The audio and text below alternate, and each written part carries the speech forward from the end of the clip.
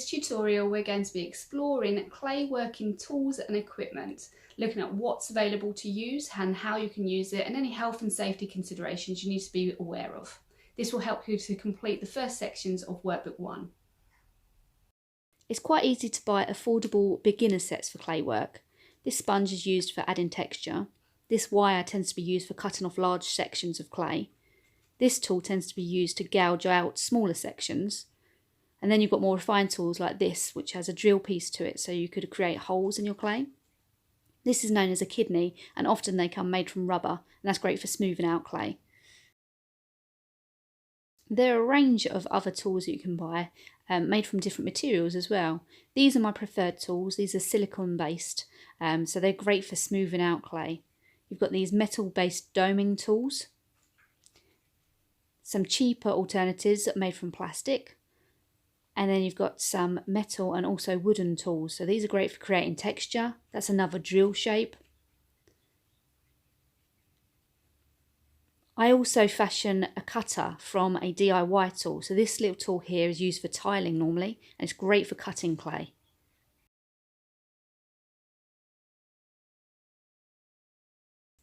You should find that when you start working with the clay, that you tend to use a mixture of tools. You may find over time that you have a preferred tool to use. Like I say, for me, normally it's the silicone-based tools, but it could be different for you. You'll only really get to know what tools can do what for you by having a go and just playing and experimenting with the clay. You may find that you have a natural flair with the clay, but it really will be the case of practice makes perfect. The more you develop your skills, the better you will get at clay working. So if things don't go quite according to plan when you first start out, just keep persevering. If you're having a bad day, don't forget you can stop and come back to it another time. Your first practical task is going to be to complete some sample tiles with the clay, which will be a great chance for you to just explore and have a bit of an experiment with what the clay and the tools can do for you. The most important tool you can use when working with clay is probably your hands. They're the most versatile and the ones that you're going to use more than any of the other tools.